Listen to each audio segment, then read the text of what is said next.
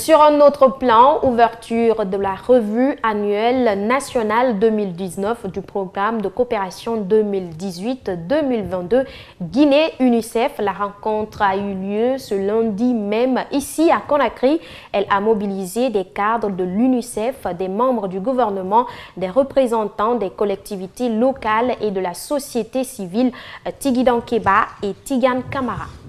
Cette revue annuelle permet de faire l'état des lieux de la mise en œuvre du programme de coopération Guinée-UNICEF dans le cadre de l'amélioration des conditions de vie des enfants de Guinée. C'est pourquoi d'ailleurs l'institution onusienne y attache de l'intérêt. Mesdames et messieurs, cet exercice devra donc nous permettre d'assurer une analyse approfondie et documentée de la performance du programme durant la période 2018-2019. En vue de mettre en exergue les résultats clés en termes d'amélioration des conditions de vie des enfants et des femmes en Guinée, notamment dans les 40 communes de convergence. Pour cela, cette session devra être un espace de dialogue, d'écoute et d'échange fructueux, marqué par un engagement fort de tous les participants. Cette revue aura enfin à apprécier l'architecture même des résultats et le cadre des indicateurs, en renforçant leur cohérence entre notre programme pays, le PNUAD, le PNDS, ainsi que les principes de gestion axés sur les résultats.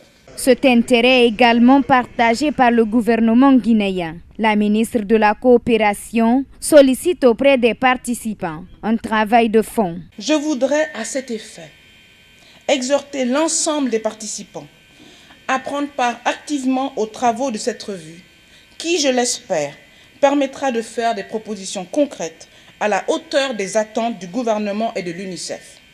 Assurez-vous surtout que les décisions et recommandations issues des précédentes revues ont fait l'objet de suivi et d'application et que les ressources allouées au programme ont été judicieusement utilisées. Les collectivités étaient aussi de la partie, car elles représentent un maillon fort de la protection des enfants.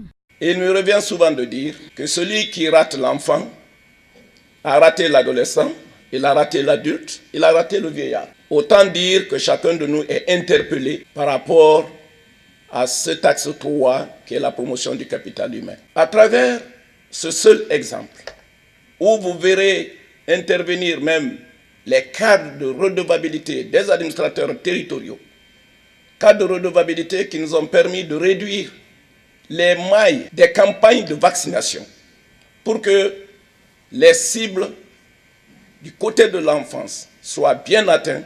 La justification de notre partenariat avec l'UNICEF est là, suffisamment palpable, perceptible par qui voudrait bien le faire sur le terrain.